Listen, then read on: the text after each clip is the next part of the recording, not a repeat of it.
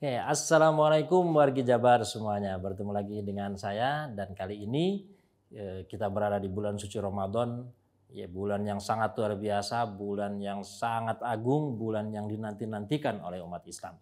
Dan kita tentu saja berharap bahwa bulan suci Ramadan kali ini menjadi Ramadan yang istimewa. Ya, seperti halnya Jabar yang kita upayakan supaya menjadi Jabar yang istimewa. Nah, tinggal pertanyaannya kemudian, bagaimana caranya agar menjadi Ramadan yang istimewa?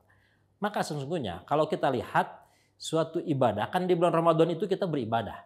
Semua aktivitas kita selama itu kebaikan dan bukan perbuatan haram, itu menjadi ibadah. Nah, tinggal kemudian kita introspeksi lagi, kita kaji lagi.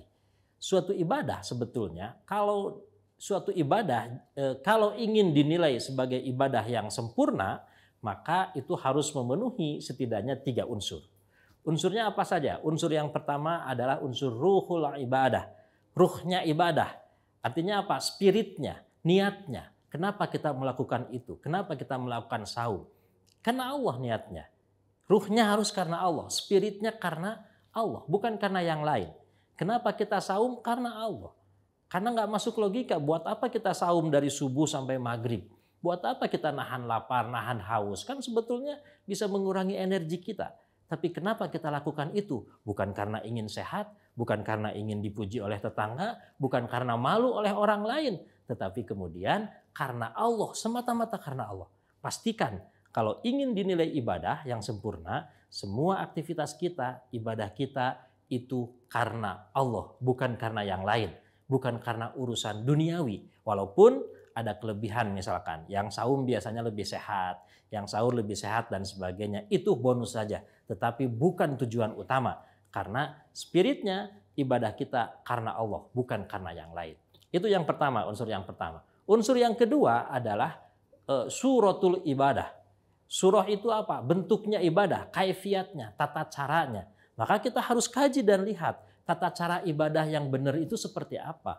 Tata cara saum yang benar seperti apa? Tata cara sholat yang benar seperti apa? Kaifiatnya itu harus sesuai dengan yang dicontohkan oleh Rasulullah Shallallahu Alaihi Wasallam. Bisa aja kita saumnya hanya sampai zuhur atau sampai asar misalkan, tetapi kan kaifiatnya bukan begitu.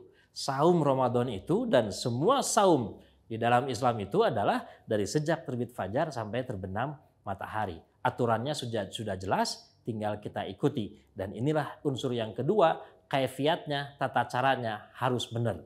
Walaupun mungkin kita ibadahnya saumnya 60 hari berturut-turut, tapi kalau bukan di bulan Ramadan, maka tidak termasuk ibadah saum Ramadan. Begitu saja ya. Itu unsur yang kedua, unsur surah atau kaifiatnya. Yang ketiga, yang juga tidak kalah menentukan, suatu ibadah dinilai sempurna kalau dia memenuhi unsur yang ketiga, yaitu unsur atharul ibadah. Apa? Bekasnya, pengaruhnya. Pengaruh ibadah itu terhadap sehari-hari kita apa? Pengaruh saum kita terhadap setelah saum itu apa?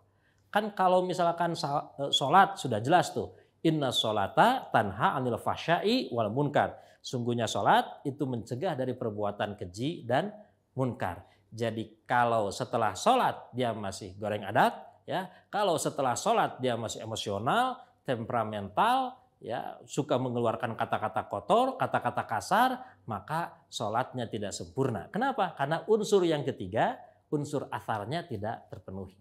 Demikian juga saumnya tamat dari tanggal 1 sampai tanggal 30, saumnya tamat, tidak ada yang bocor satu kali pun. Tapi setelah lebaran, setelah beres saum, dia kembali lagi laksanakan maksiat-maksiat. Dia kembali lagi laksanakan perbuatan-perbuatan dosa. Maka saum yang kemarin dilakukan itu tidak sempurna. Berarti tidak jadi istimewanya. Walaupun dia sudah makan opor, gulai dan sebagainya di lebaran, nggak ngaruh karena saumnya ternyata tidak berbekas dalam kehidupan sehari-hari. Jadi saum itu, ibadah itu juga harus memenuhi unsur yang ketiga, pengaruhnya, bekasnya dalam mengubah diri kita menjadi lebih baik, lebih dekat dengan Allah, lebih takwa kepada Allah Subhanahu wa taala.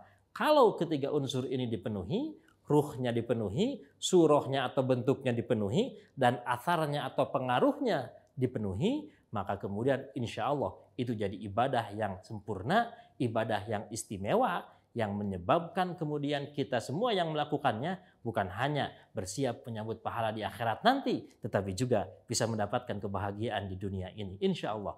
Mudah-mudahan Allah berikan kemudahan kepada kita semuanya agar Ramadan kita, ibadah kita kali ini menjadi ibadah yang istimewa. Assalamualaikum warahmatullahi wabarakatuh.